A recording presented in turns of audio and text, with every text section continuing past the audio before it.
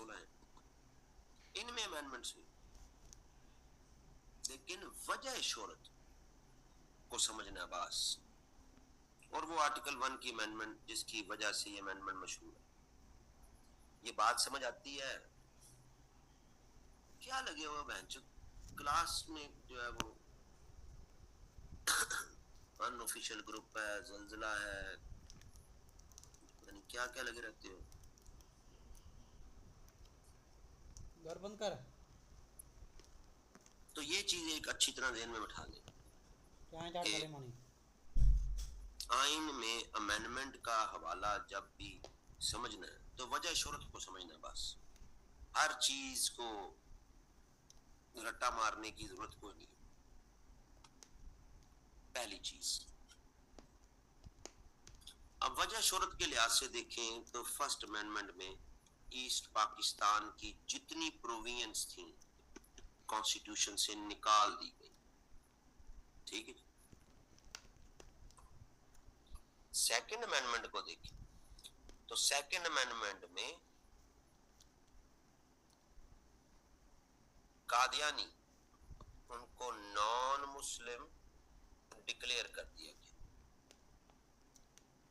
ठीक है जी। ये वजह शोहरत।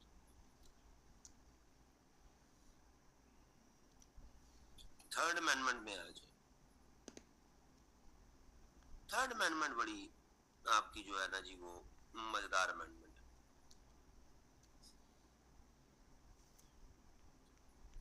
थर्ड अमेंडमेंट आपको ये कहती है कि जनाब, अच्छा थर्ड है, फिर एक मिनट मैं भूल गया यार, एक minute, fourth fifth sixth and seventh. Seventh में था वोट ऑफ कॉन्फिडेंस, सिक्स में था एज का पॉइंट, फिफ्थ में था हाई कोर्ट्स नहीं सुन सकती, इसमें था कोर्ट्स नहीं सुन सकती। हाँ जी, थर्ड में आपका वो पीरियड जो है क्या कहते हैं इसको, क्या लफ्ज है से निकल गया, preventive detention. Preventive detention third amendment जो है वो रिलेट करती है, ठीक है जी। प्रिवेंटिव डिटेंशन ये पहले 30 दिनों की थी, इसको 90 दिन का कर दिया, जो आज तक चलता है जी। अगर हुकूमत को लगता है कि कोई शख्स नक्शे अमन कर सकता है, प्रॉब्लम कर सकता है, तो उसको 90 डेज के लिए डिटेन किया जा सकता। अब इसके अलावा भी बड़ी मजेदार और बातें भी हैं, लेकिन हमारे लिए यही इंपॉर्टेंट है, प्रिवेंटिव डिटेंशन। अब होता क्या था कि जो प्रिवेंटिव डिटेंशन में जिनका नाम आता था, ठीक है जी, ये लोग कोर्ट्स में चले जाते थे, कोर्ट्स में जाके बेल्स ले लेते थे, ठीक है जी। फोर्थ अमेंडमेंट तो ये तय पाया कि नहीं नहीं नहीं, कि जनाब जो आपकी कोर्ट्स हैं यानी हाई कोर्ट्स खास तौर पर, वो प्रिवेंटिव डिटेंशन के कॉन्टेक्स्ट में जो लोग पकड़े जाएंगे उनके केसेस नहीं सुन सकते। लोग कोर्ट्स में जाते थे, कोर्ट्स बेल दे देती थी, तो जनाब कोर्ट्स जो है ना उनको बेल देंगी ना उनके केस सुनेंगी उस 90 डेज के टाइम।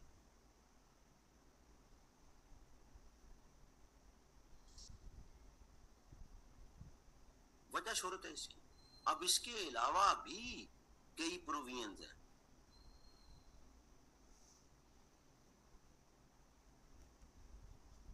यानी इसी अमेंडमेंट में माइनॉरिटीज के लिए सीटें बढ़ाई गई हैं, 6 सीटें बढ़ाई गई हैं माइनॉरिटीज के लिए, लेकिन वो इंपॉर्टेंट नहीं हुई, वजह शोहरत नहीं बनी उनकी। वजह शोहरत जो है वो इसी बात की वजह, ठीक है।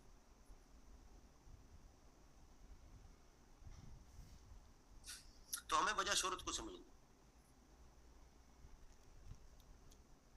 फिर आपकी फिफ्थ अमेंडमेंट है जी, ठीक है जी।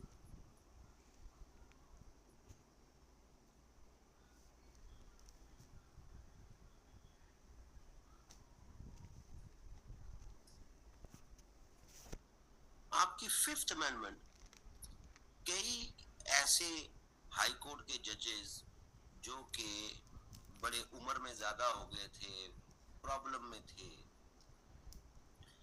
उस वक्त की रजीम के साथ कोऑपरेट नहीं करते थे, उन्होंने कहा अच्छा तो इनका तो इलाज करो ना। हाई कोर्ट के जज 62 साल की उम्र में रिटायरमेंट हो जाएगी, सुप्रीम कोर्ट के जज 65 साल की उम्र में रिटायरमेंट हो जाएगी, चलो शाबाश घरों को जाओ, जो हमारे से इख्तलाफ करते हैं घरों को जाओ, हमें जरूरत नहीं है, ठीक है जी।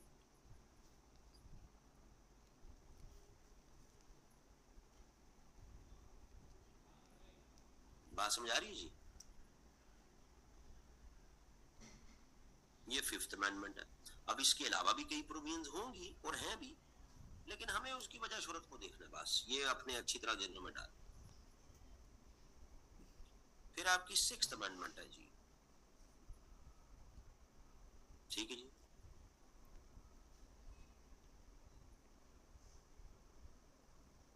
सिक्स्थ अमेंडमेंट इसी सुप्रीम कोर्ट की प्रोविजन की ही एक्सटेंशन है, ठीक है जी।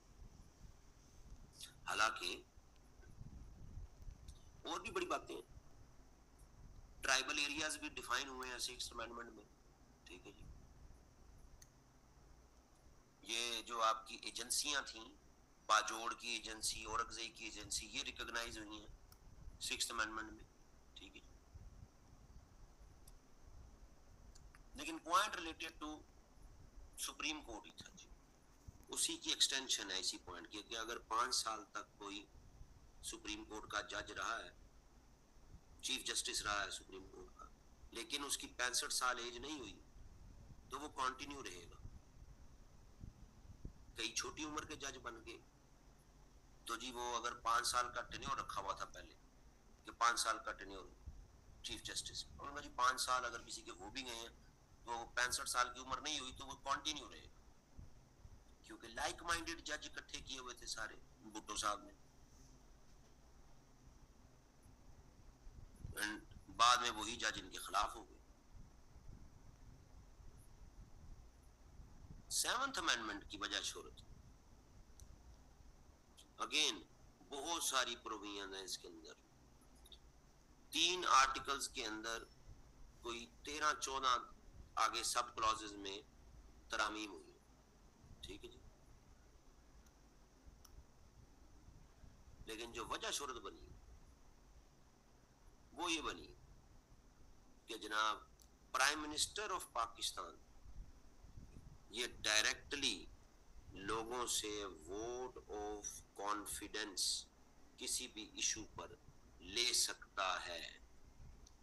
आज ये प्रोविजन खत्म हो गई है, आज नहीं, ये भी भुट्टो साहब के दौर में उन्होंने कि जनाब मैं डायरेक्ट लोगों से वोट ऑफ कॉन्फिडेंस ले लूं, असम्बलियों से ना लूं। अब ये 7 अमेंडमेंट्स हैं जो कि भुट्टो साहब के दौर में 1974 से लेके 1977 तक हुई, ठीक है जी। यानी प्राइम मिनिस्टर रेफरेंडम की कॉल दे सकता है, आज नहीं दे सकता, ये खत्म कर दी लेटर ऑन, बाद में खत्म कर दी थी, लेकिन उस वक्त ये कि प्राइम मिनिस्टर रेफरेंडम की कॉल दे सकता है for the purpose of vote of confidence, और किसी चीज के लिए नहीं, अपने वोट ऑफ कॉन्फिडेंस के लिए लोगों से रेफरेंडम करा ले। ये 7th अमेंडमेंट। 8th अमेंडमेंट ये 1985 में हुई, जियाउल हक का दौर था, ठीक है जी। और ये भी बड़ा मजेदार, बहुत सारे आइन के आर्टिकल्स में अमेंडमेंट हुई है, कोई 17-18 आर्टिकल्स में 8th अमेंडमेंट में भी जो है वो हमें तब्दीली होती नजर आती है। लेकिन वजह शर्त क्या थी? आर्टिकल 58(2) और इसकी सब क्लॉज बी 58(2)(b, ये वजह शर्त है इस अमेंडमेंट की, 8th अमेंडमेंट। ये आज नहीं है जी, आज फिर बाद में लेटर ऑन इसको खत्म कर दिया। लेकिन थी क्या कि 1985 में ही इलेक्शन होके नई नेशनल असेंबली बनी थी पाकिस्तान की। मिलिट्री गवर्नमेंट 1977 से लेके 1985 तक चल रही थी जिया की। इंटरनेशनल प्रेशर भी, डोमेस्टिक प्रेशर भी आया, तो फिर इनको इलेक्शन करवाने पड़े। लेकिन उसके फौरन बाद में आर्टिकल 58(2) मौजूद था, 58(2) भी ऐड कर। और वो क्या था कि अगर कोई ऐसी सिचुएशन हो कि जिसमें फेडरल गवर्नमेंट वो काम ना कर पाए, उसको कोई इशू हो, तो president without assigning any reason national assembly को डिसॉल्व कर सकता है, असेंबलियां तोड़ सकता है, उसको कोई पूछेगा नहीं। यानी ये उसने जियाउल हक ने एक प्रेशर रखा था कि ठीक है, तुम लोगों ने इलेक्शन तो प्रेशर में मेरे से करवा लिए, लेकिन असेंबलियां मैं कभी भी किसी भी वक्त तोड़ सकता हूँ। तो प्राइम मिनिस्टर भी घर को चला जाएगा, क्योंकि वो असेंबली का ही मेंबर होता, किसी ना किसी हल्के से जीत के ही आया होता ना प्राइम मिनिस्टर।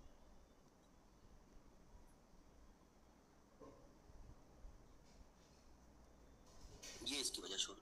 अब 17-18 प्रोविजंस हैं, उनमें से ये एक ही प्रोविजन मशहूर हुई है जिसकी वजह शुरू बनी।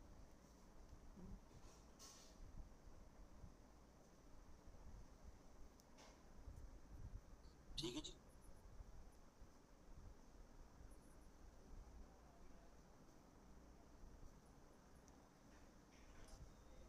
ये आपकी 8th अमेंडमेंट।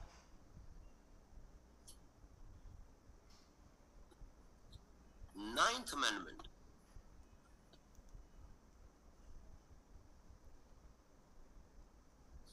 ये कभी पास नहीं हुई, फ्लोर पे आई लेकिन पास नहीं हुई।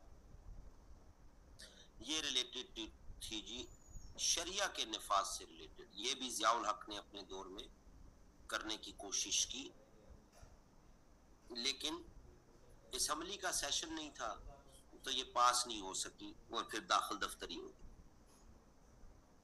लेकिन क्योंकि फ्लोर पे आ गई थी, इसको एक नाम मिल गया था, तो इसलिए इसको फिर 9th अमेंडमेंट कहा जाता है। शरीयत के निफाज से रिलेटेड थी, लेकिन ये कभी पास नहीं हो सकी। एक हाउस से पास हुई, दूसरे हाउस में उसका सेशन ही नहीं हुआ तो पास नहीं हो सकी।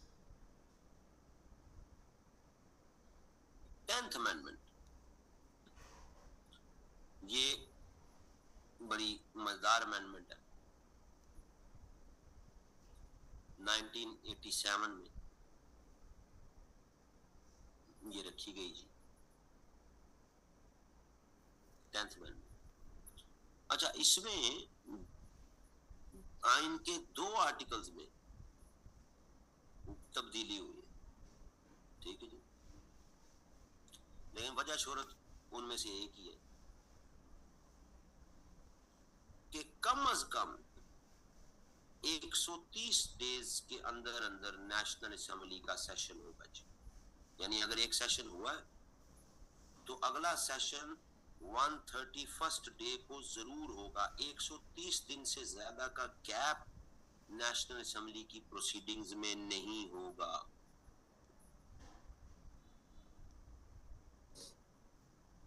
ये इसकी वजह छोड़। अच्छा, ये ऐसा क्यों किया? ऐसा इसलिए किया कि जनाब साल में असेंबली के सेशन ज्यादा हों, सिंपल। 11th अमेंडमेंट ये बेनजीर भुट्टो का जो दौरा उसमें आई थी। इसमें वुमेन की सीट्स असेंबलियों में इंक्रीज करने की बात थी, लेकिन ये कभी पास नहीं हुई इसलिए। लेकिन क्योंकि फ्लोर पे आ गई, इस पर जनाब एक हाउस से इस पे अप्रूवल भी हो गया, दूसरे हाउस में ये डिस्कशन में जो है वो चली गई बात, फिर विड्रॉ कर ली गई, लेकिन कभी पास नहीं हुई। तो इसका भी, लेकिन नॉमेनक्लेचर इसको मिल गया 11th अमेंडमेंट। 12th अमेंडमेंट 1991 की अमेंडमेंट है। कराची में ऑपरेशन हो रहे थे, हालात बड़े खराब थे।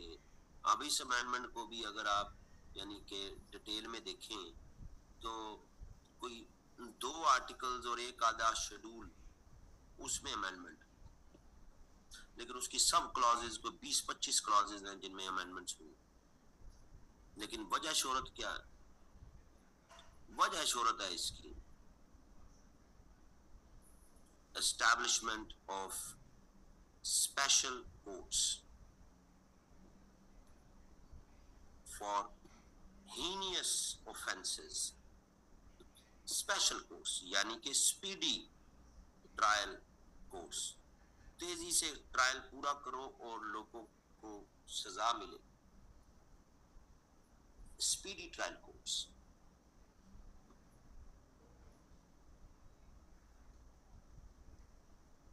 कराची में ऑपरेशन जारी था कि लोग जनाब जो कल्प्रिट्स हैं पकड़ो और सजा दो। रेगुलर आपका जो रूटीन की कोर्ट्स का सिस्टम है उसमें तो बड़ा देर हो जाती है, सजाएं ज्यादा मिलेंगी तो लोग प्रेशर में आएंगे, वायलेंस कम होगी।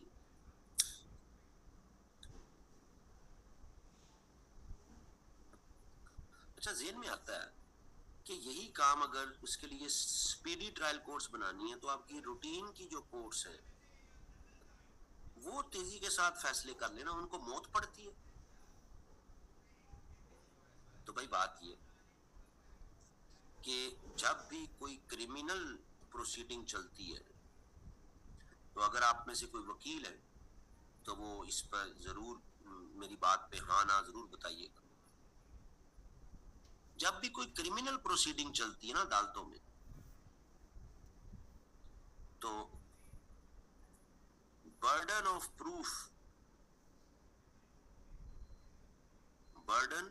प्रूफ ये जो मुल्जिम होता है उस पे नहीं होता जी।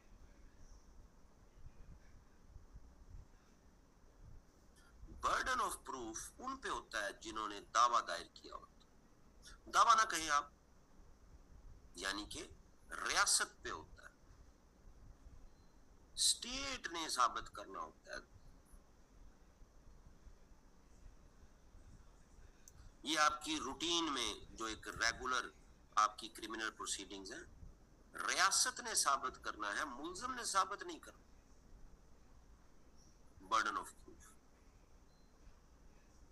स्पीडी ट्रायल कोर्ट्स या मिलिट्री कोर्ट्स या कोई भी स्पेशल कोर्ट्स बने, उसमें यह काम उल्टा हो जाता है। रियासत अपना केस बना के फाइल कर देती है, चलान जमा करा देती है कि यही बंदा गिल्टी है, हमने साबित कर दी कि ये बंदा गिल्टी। अब ये मुल्जिम साबित करे कि वो गिल्टी नहीं है। ठीक है जी। तो भाई जिस तरह रियासत के लिए पूरी स्टेट मशीनरी ने काम करना है, मुल्जिम के लिए तो नहीं करना।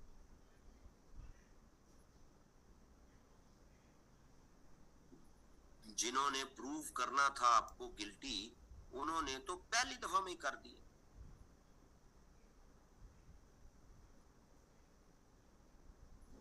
अल्लाह अल्लाह और खैरी सुन।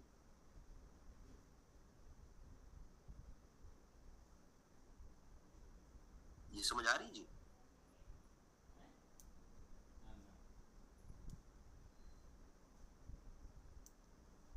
तो स्पीडी ट्रायल कोर्ट्स इसलिए बनाई जाती हैं ताकि तेजी के साथ इंसाफ हो। इससे मिलती जुलती आगे आपको 2 प्रोविजंस और मिलती हैं फिर आइन की,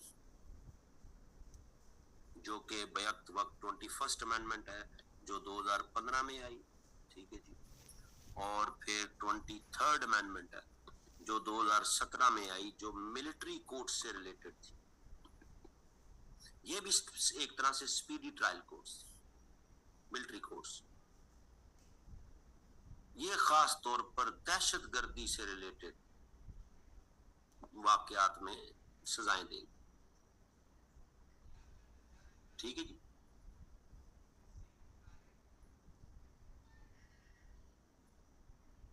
तो ये भी इसी पैटर्न। अच्छा, इस पर फिर एक डिबेट भी होती है कि ये तो ह्यूमन राइट्स की वायलेशन है। मुलजिम को फेयर ट्रायल का आर्टिकल 10A के तहत वो नहीं मिलता जी।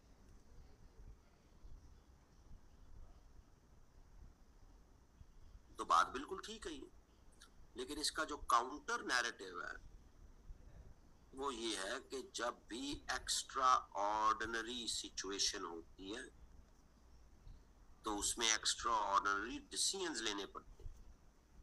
लॉ एंड ऑर्डर को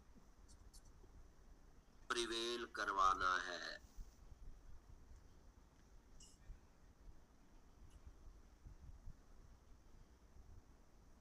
तो इसका काउंटर नैरेटिव भी बड़ा स्ट्रॉन्ग है। लेकिन जो ह्यूमन राइट्स के एडवोकेट्स हैं वो समझते हैं कि जी स्पीडी ट्रायल कोर्ट्स और ये सारी चीजें ये इंसानी हकूक की खिलाफ वर्जी।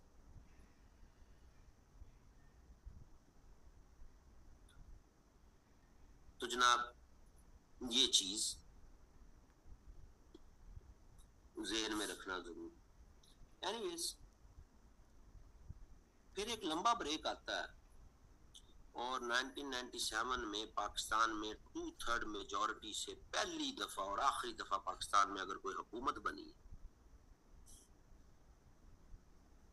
1997 में 2/3 मेजॉरिटी के साथ एक ही हुकूमत है पाकिस्तान में जो 1997 से 1999 में बनी है जिसको 2/3 मेजॉरिटी हासिल थी असेंबली की। ना इससे बाद कभी आज तक किसी पार्टी को 2/3 मेजॉरिटी मिली है, ना इससे पहले।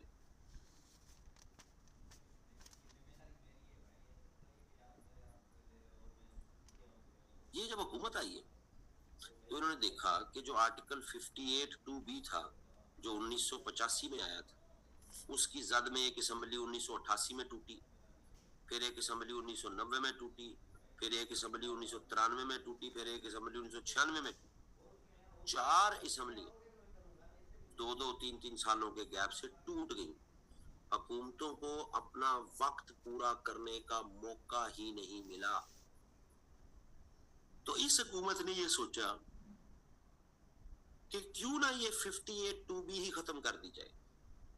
अब 13th अमेंडमेंट को भी आप खोल के देखें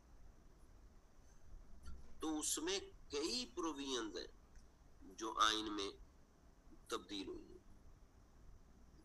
4 या 5 प्रोविजंस आइन में सीधी सीधी तब्दील हुई। ठीक है जी। 13th amendment. लेकिन वजह शूरत क्या है कि 58 आर्टिकल की जो सब क्लॉज बी है उसकी 58(2) की सब क्लॉज बी उसको ओमिट कर दिया गया, हमेशा के लिए खत्म कर दिया। यही वजह शूरत।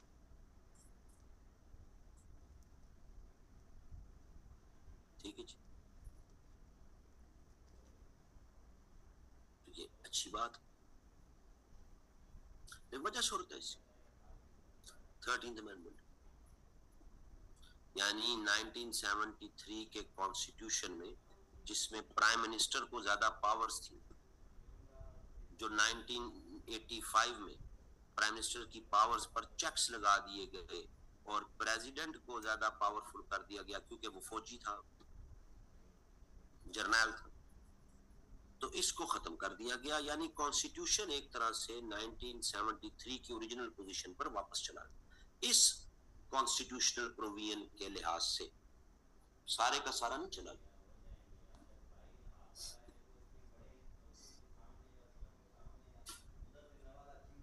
सही। सो जनाब बड़ा जबरदस्त चीज है, अच्छी बात।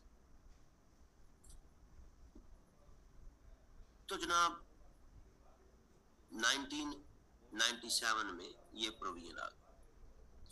अब क्योंकि ये गवर्नमेंट 2/3 मेजॉरिटी से आई तो बहुत सी और एस्पेक्ट्स को भी इन्होंने फिर एड्रेस किया।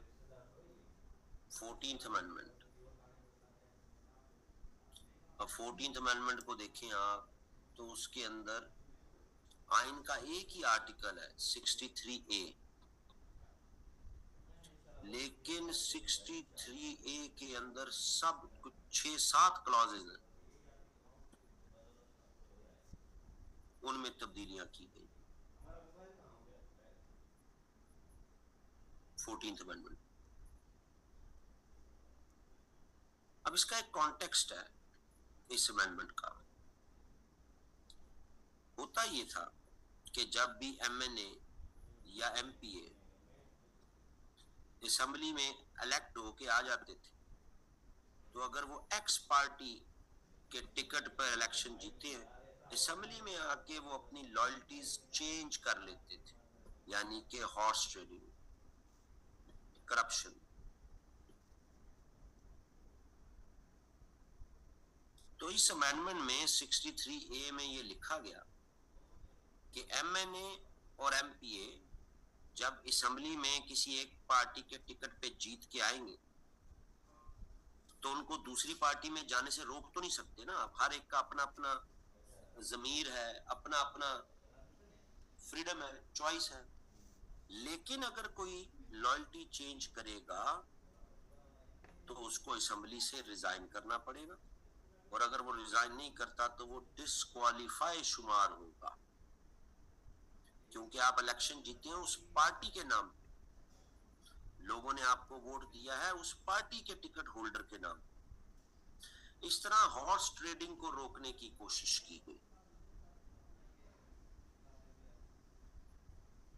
बड़ी अच्छी अमेंडमेंट थी, लेकिन इसकी जो इंटेंशन है वो फियर की बेस पे थी कि हम 2/3 मेजॉरिटी तो है हमारी, लेकिन कल को कोई भी हमारे ही मेंबर्स को हमारे खिलाफ कर गया तो फिर क्या करेंगे। तो ये 14th अमेंडमेंट इस चीज से रिलेटेड वजह छोड़। 15th अमेंडमेंट अगेन कामयाब नहीं हुई, 1999 में लाने की कोशिश की गई। यहां पर भी शरीयत का नफाज, यानी 9th और 15th दोनों पास नहीं हो सकते। अच्छा, अब इसका एनालिसिस समझ ही आती है कि एज इफ कि हमारी नेशनल असेंबली, हमारी सेनेट शायद ये मुल्क में शरिया का निजाम नहीं लगाना चाहती। ठीक है, ऐसा नहीं। 15th अमेंडमेंट के टाइम पे बकायदा डिबेट्स हुई कि जी ठीक है शरीयत लगा दो, पर कौन सी। तो पहले तमाम उलमा इकट्ठे होके एक मैन्युस्क्रिप्ट शरिया का उस पर इकट्ठी हो। पाकिस्तान में शिया भी रहते हैं, सुन्नी भी रहते हैं, अहले हदीस भी रहते हैं, और भी कई सेक्ट्स के मुसलमान हैं। तो पहले सब सेम पेज पे हो, तो इसकी वजह से ये अमेंडमेंट रुकी रही, पास नहीं हुई। लेकिन क्योंकि फ्लोर पे आ गई थी इसलिए इसको, ठीक है जी, शुमार किया जाए वजह शुरू। 16th अमेंडमेंट ये आपसे रिलेटेड है। 1973 में आइन में लिखा गया था कोटा सिस्टम, जिसमें लिखा गया पंजाब की 50% सीटें होंगी, सिंध की 19% होंगी, जो भी फेडरल जॉब्स आएंगी 7.5% उसमें ओपन मेरिट होगा। सही है, and so on and so fourth. KP की, जीबी, बलोचिस्तान, ब्ला ब्ला, सारी कोटा रखा गया। ये कोटे का मियाद रखी गई थी 20 साल, जो कि 1993 में खत्म हो गया था। अच्छा, अब ये याद रहे कि जब भी मियाद आइन की किसी अमेंडमेंट या किसी आइन के आर्टिकल या इवन किसी जॉब में, सरकारी जॉब में आपकी मुद्दत मियाद यानी रिटायरमेंट ना हुई हो अभी, अगर आपकी मुद्दत मयाद पूरी हो गई है तो इसका मतलब ये नहीं है कि वो आर्टिकल, वो अमेंडमेंट या वो नौकरी जिस पर आप बैठे हैं वो जी खत्म है जी, अब आप घर को जाए। नहीं, आप कंटिन्यू करते रहेंगे ता वक्त के कोई अगला हुक्म ना आ जाए।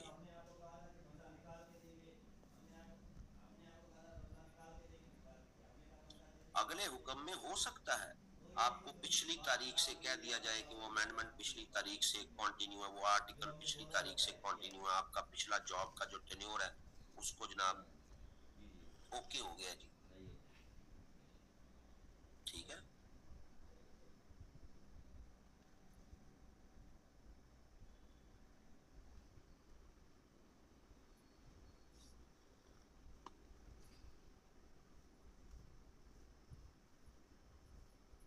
तो ये जो 20 इयर्स का कोटा था इसको 40 इयर्स कर दिया गया,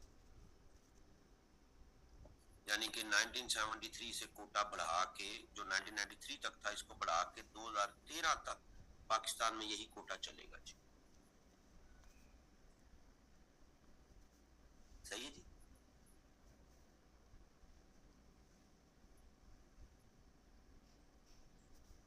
अब 13 के बाद ऑनवर्ड्स फिर कि जी कोटा खत्म हो गया है, नहीं, कोई नहीं खत्म हुआ, चल रहा है।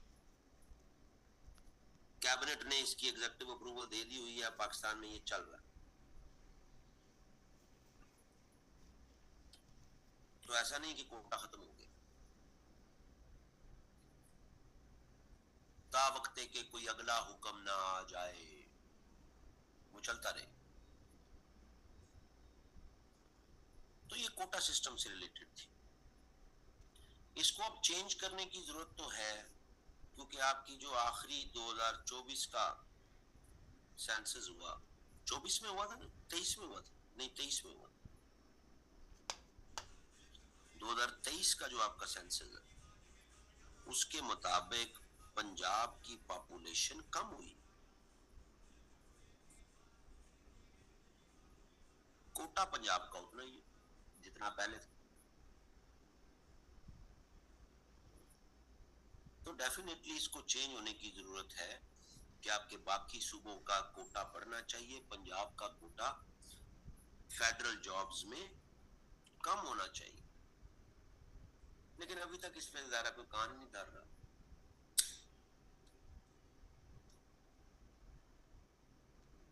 एनीवेज, ये है आपकी 16th अमेंडमेंट। लेकिन ज़ाहिर है 1999 में त्यारा साजिश केस हो गई, मुशर्रफ की रजीम आ गई। 1999 से 2008 तक मुशर्रफ की गवर्नमेंट चलती रही। शुरू में तो मुशर्रफ की गवर्नमेंट पे एज सच कोई प्रेशर नहीं था। 2002 में इलेक्शन भी करवा दिए, अंडर मुशर्रफ प्राइम मिनिस्टर भी आ गए, लेकिन पहले साल में ही अंदाजा हो गया कि प्राइम मिनिस्टर के पास तो ज्यादा पावर, प्रेसिडेंट के पास पावर्स नहीं, वही 13th अमेंडमेंट। तो क्या किया जाए? अब इस को भी अगर आप पढ़ें, इस अमेंडमेंट को, तो बड़ी लंबी तहरीर है इसकी, लेकिन वजह शोहरत वही है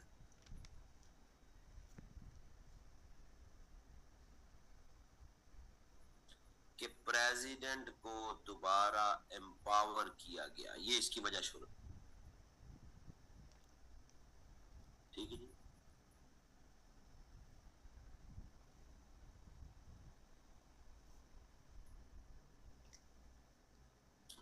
अगर प्रेसिडेंट कोई नेशनल असेंबली डिसॉल्व करता है तो 30 दिन के अंदर अंदर सुप्रीम कोर्ट में आप जा सकते हैं। और जाहिर है जजेस सारे, जब भी मिलिट्री गवर्नमेंट आती है ना जी, तो याद रखें मिलिट्री गवर्नमेंट के दो ही टूल हैं जी हुक्मरानी करने के, दो ही टूल हैं। एक है लोकल गवर्नमेंट इलेक्शन कराना और उससे अपनी मर्जी के नए लीडर सामने लेके आना। ये अयूब खान ने भी पाकिस्तान में यही किया, जिया ने भी यही किया, मुशर्रफ ने भी यही किया। याह्या खान को ज्यादा टाइम नहीं मिला इसलिए वो नहीं कर सकते, नहीं तो सबने यही किया। और दूसरा, जज, जुडिशरी को हमेशा मिलिट्री ने अपने कंट्रोल में रखा, अपनी मर्जी के जज लगाए।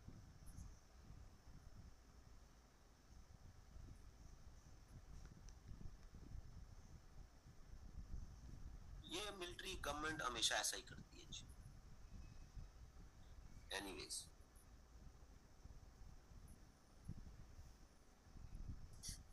तो वजह शोहरत 17th अमेंडमेंट की ये थी कि सारी पावर्स परवेज मुशर्रफ के पास वापस चली।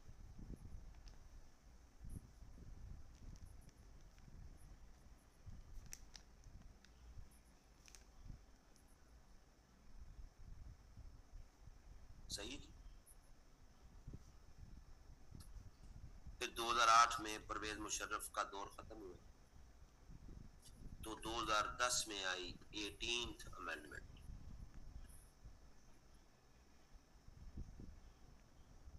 पाकिस्तान की तारीख में इसको मिनी कॉन्स्टिट्यूशन भी कहते हैं।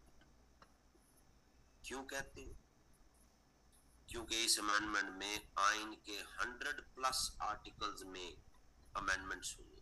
100 से ज्यादा आर्टिकल्स में अमेंडमेंट है 18th अमेंडमेंट। लेकिन वजह शोहरत क्या है? प्रोविंशियल ऑटोनॉमी, सूबाई खुद मुख्तारी, सूबों को रियल सेंस में ऑटोनॉमी 18th अमेंडमेंट में मिली है जी। सही है जी।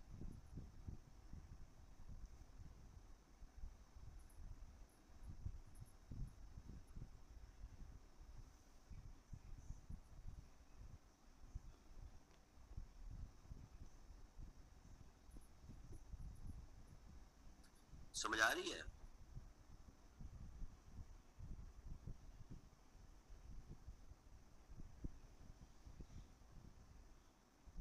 अब ये हमने पूरी अमेंडमेंट बड़ी डिटेल में देखनी है, इसके बड़े फीचर्स हैं, बहुत इसमें डिटेल्स हैं, पूरी अमेंडमेंट देखनी है।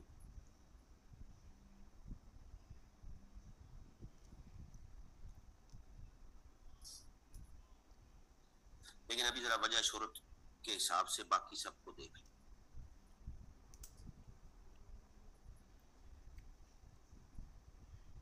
नाइनटीन्थ अमेंडमेंट, 20th अमेंडमेंट,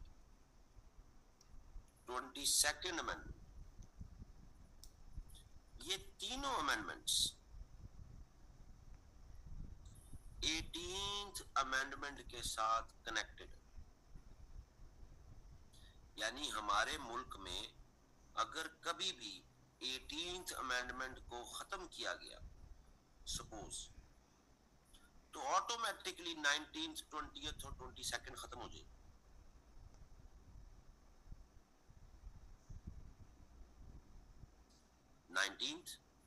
ये सुप्रीम कोर्ट में और हाई कोर्ट में जजेस की अपॉइंटमेंट से रिलेटेड थी, पार्लियामेंट्री कमेटी पे। 20th ये चीफ इलेक्शन कमीशन के से रिलेटेड थी। 22nd free and fair election से रिलेटेड थी, जेनेरिक सी है। लेकिन 18th अमेंडमेंट के कनेक्टिविटी में ही है तीनों अमेंडमेंट्स। अच्छा, इसमें 21st का इसलिए जिक्र नहीं किया और 23rd क्योंकि ये दोनों वही मिलिट्री कोर्ट्स वाली है, तो ये हम पहले बात कर चुके। ठीक है।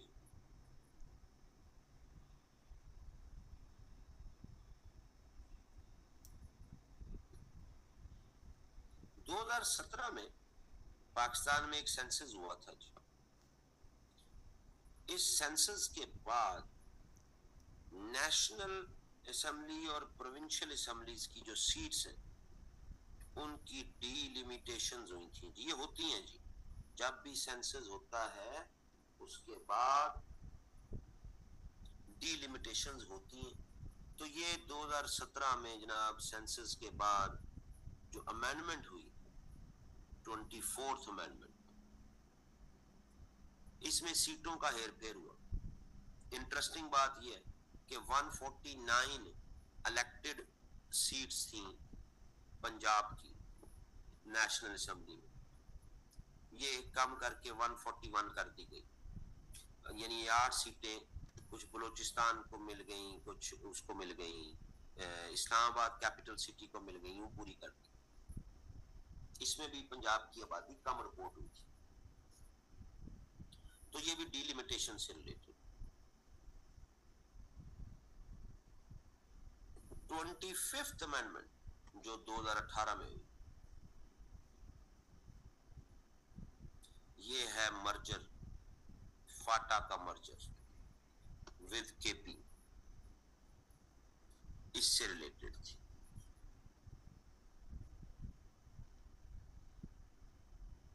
फाटा का मर्जर विद केपी, ये वाया अमेंडमेंट ही होना था। Federally administrative tribal areas would become part of KP, तो ये 25th अमेंडमेंट में हुआ, ठीक है। और 26th अमेंडमेंट सबसे जिसको कहा जाता है कि डिबेटेबल, कंट्रोवर्शियल अमेंडमेंट है।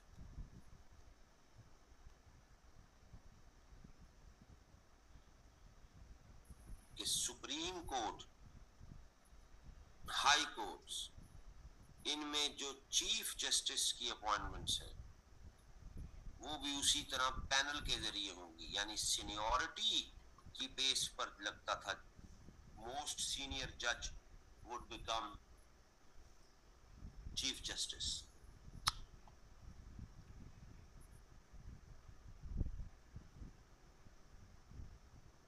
इसको खत्म करके लाइक माइंडेड जज को लगाने के लिए जी टॉप 3 का पैनल, और उसमें से फिर प्राइम मिनिस्टर रिकमेंड करेगा और प्रेसिडेंट उसके अकॉर्डिंगली अपॉइंटमेंट करेगा, ठीक है जी।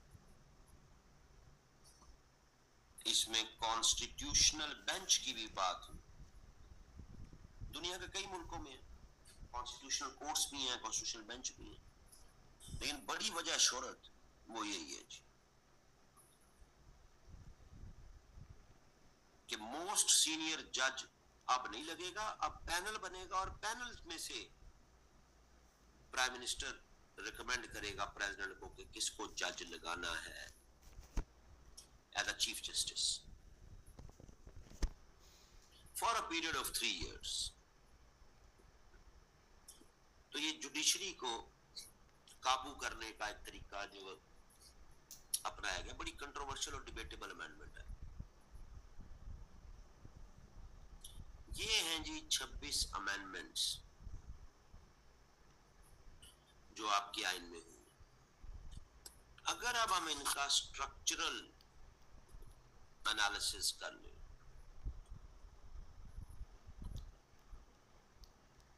तो कुछ तो इनमें जनरल प्रोविजंस हैं, कुछ इनमें वीकर सेक्शन ऑफ सोसाइटी से रिलेटेड, कुछ ह्यूमन राइट्स क्वेश्चन मार्क से रिलेटेड, और कुछ स्ट्रगल फॉर पावर से रिलेटेड। मसलन फर्स्ट अमेंडमेंट जनरल प्रोविजन है, सेकंड अमेंडमेंट एक माइनॉरिटी ग्रुप तो आपने तश्कील दे दिया ना, तो अब माइनॉरिटी तो आपने बना दी, लेकिन उसकी लाइफ प्रॉपर्टी उसको सेफ गार्ड भी तो करना था, उस पर कोई ज्यादा तवज्जो नहीं दी गई। Third amendment struggle for power, कि अपने मुखालिफिन को साइड पे करना। Fourth struggle for power, high courts cases ना सुने। फिफ्थ अमेंडमेंट सुप्रीम कोर्ट के जज जो आपके खिलाफ जाते हैं उनको घरों को भेजो रिटायर करके, जिसकी 65 साल, कई जज घरों को चलेगी, और ऐसे जज आए जो आपके फेवरेट हो, ठीक है। सिक्स्थ अमेंडमेंट भी उसी की एक्सटेंशन है। 7th अमेंडमेंट भी पावर सीकिंग के लिए, 8th अमेंडमेंट भी स्ट्रगल फॉर पावर से related, 9th amendment general provision है, पास नहीं हो सकती, 10th अमेंडमेंट जनरल प्रोविजन है, पास हो गई, 11th amendment weaker sections of the society women के लिए, लेकिन पास नहीं हो सकती, 12th amendment general provision speedy trial code, 12th amendment human rights की वायलेशन से रिलेटेड कि जी स्पीडी ट्रायल कोर्ट्स बना दिए आपको, 13th amendment against struggle for power, किसके पास इख्तियार ज्यादा होंगे, 14th अमेंडमेंट यहाँ पे स्ट्रगल फॉर पावर कि कोई एक पार्टी छोड़ के दूसरी पार्टी में ना जाए, 15th अमेंडमेंट जनरल प्रोविजन पास नहीं हो सकती, 16th अमेंडमेंट कोटा सिस्टम पास हो गई, 17th amendment struggle for power, किसके पास ज्यादा पावर्स होंगे, 18th amendment struggle for power, 19th general provision है, 20th जनरल प्रोविजन है, 21st ह्यूमन राइट्स की वायलेशन की debate, 22nd general provision, 23rd human rights की वायलेशन से रिलेटेड है या नहीं है, यानी डिबेट जुड़ी है उसके साथ, 24th amendment delimitation general provision, 25th amendment Phata merger general provision, 26th amendment struggle for power, अपनी मर्जी के जज लगाने हैं। सवाल ये पैदा होता है कि अमेंडमेंट्स आप करते हैं डेमोक्रेसी को स्ट्रॉन्ग करने के लिए, गवर्नेंस को बेहतर करने के लिए, ओवरऑल सिस्टम को बेहतर करने के लिए। हमारी तारीख में अल्हम्दुलिल्लाह कौन सी ऐसी अमेंडमेंट है जिससे जमहूरियत स्ट्रॉन्ग हुई, मां सवाए 14th अमेंडमेंट के जिसमें आपने फ्लोर क्रॉसिंग और हॉर्स ट्रेडिंग को रोकने की कोशिश की, लेकिन आउट ऑफ फियर की, इंटेंशन ये नहीं था कि जमहूरियत मजबूत हो, इंटेंशन ये था कि हमारे खिलाफ कोई ना चला जाए भाई, प्रॉब्लम ना हो जाए। हेलो, हाँ ठीक, ओके। ये है जी कहानी सारी। इस मुल्क में कोई एक अमेंडमेंट ऐसी नहीं है जो जमहूरियत को स्ट्रॉन्ग करने के लिए, गवर्नेंस को स्ट्रॉन्ग करने के लिए हुई। अपने अपने वेस्टेड इंटरेस्ट और पावर के लिए और कंट्रोल मैकेनिज्म के लिए अमेंडमेंट्स करवाई गई।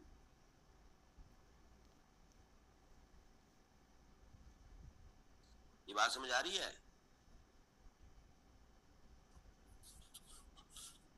हेलो,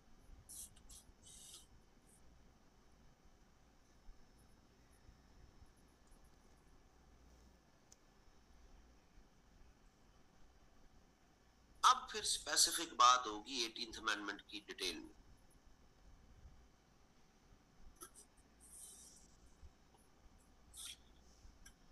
पुराना टॉपिक है, लेकिन जाहिर है करवाना पड़ता है जब तक कोई अगली बड़ी अमेंडमेंट इस लेवल की नहीं आ जाती पाकिस्तान की तारीख में। यही एक इम्पोर्टेंट अमेंडमेंट है और इस पर भेस बदल बदल कर एग्जामिनर सवाल दे सकता है। इसको कल करेंगे यार, कल हम दो टॉपिक करेंगे कल। ये जो डोमेस्टिक के टॉपिक्स है ना, और खास तौर पे जो